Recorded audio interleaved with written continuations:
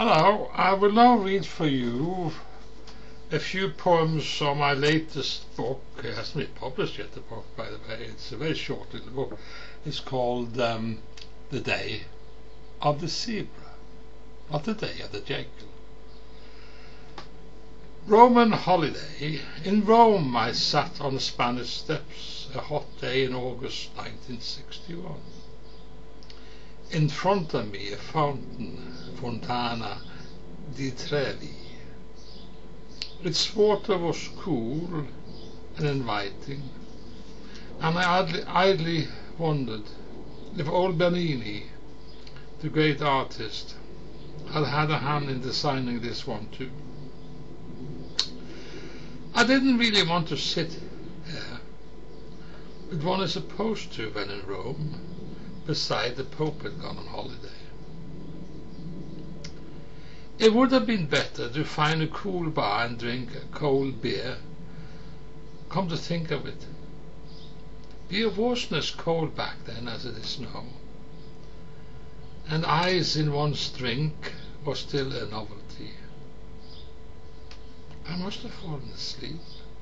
When I woke, I was alone, and in my upturned cloth cap, coins gleamed in ancient moonlight.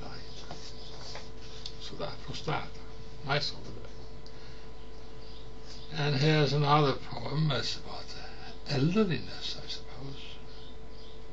Shy as an old lover, I ran through the woods, chasing a pink butterfly.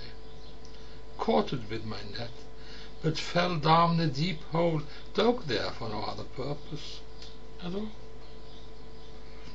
Tried to get back up, but lumps of earth kept falling. Tired, I released the insect, which close up wasn't that nice. One of us must survive, I nobly said. Alas, it had damaged a wing. Couldn't fly.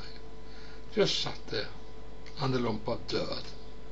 Looked miserable and cold. It was up to me now to save us both. I was able to lasso the net on the tree root sticking out. Put the butterfly in my mouth and heaved myself up, but accidentally swallowed the insect. This saddened me deeply. My effort of being good had ended in failure, and also the swallowing bit made me feel somewhat nauseous as well. In the glade I met a sharp-eyed hex and told her what had befallen. A verb, befallen, I only used to impress her, as she had a red pen in her hand. Don't worry, she said. When you see a beautiful woman, tell her of your love for her.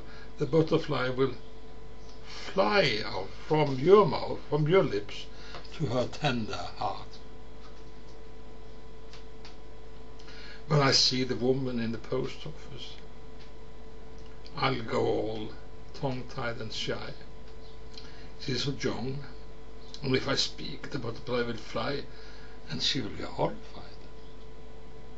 Even worse, she could tell someone about my declaration of love, and soon they will laugh. Look at this silly old man falling in love at his age. Rendezvous with an old flame. That's from my years at sea. In the inner disused docks, she was tied up and abandoned. 50 years old now, and looking it. The Greek owners were trying to sell her. If a daft person balked her now, it must be for love. It is 20 years since I stood on her deck. The Greeks are great seamen, but shipping is business, not silly romance on the high seas. I I asked the guard by the gangway if I could come on board. He wore a baseball cap and had lived in New York. "You can buy her for a dime," he joked.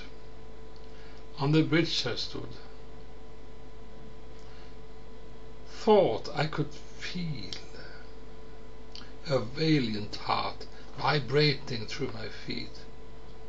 From the glum North Atlantic to the smiling Indian Ocean, in fair weather and raging storms, never had I been afraid that she would sink beneath the waves.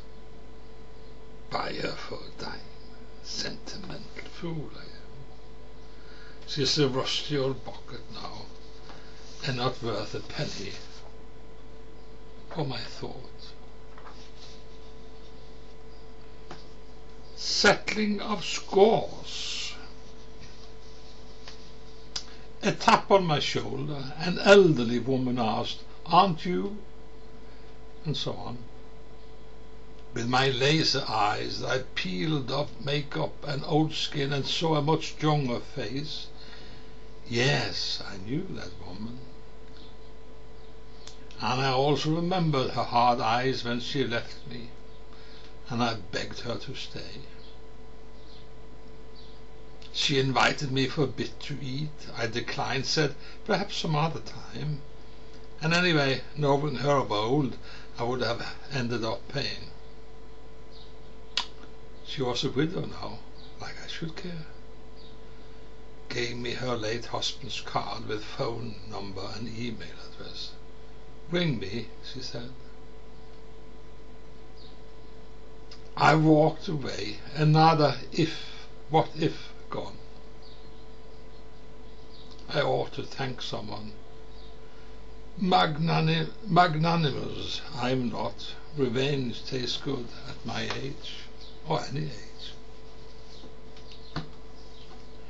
Rivulet. Lackluster stream, foams of a rejection on its surface, meanders between grey stones before it disappears down the drain. I used to bathe here in summers. There are no dreams. And in twilight catch trout with my homemade bamboo rod. Look at it now, a sick soul.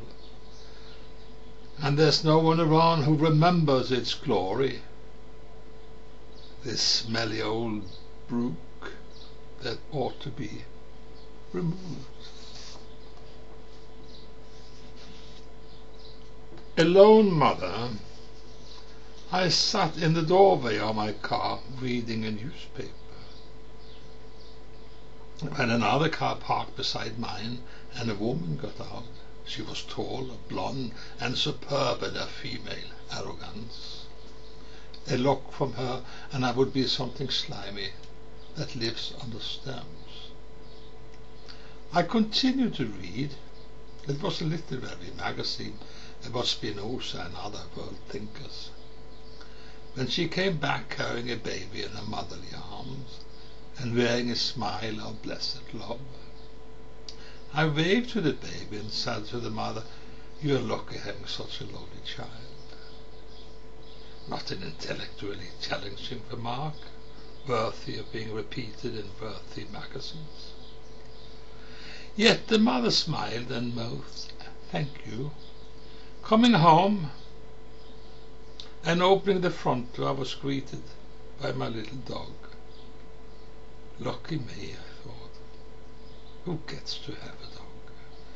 And that's all. Thank you very much.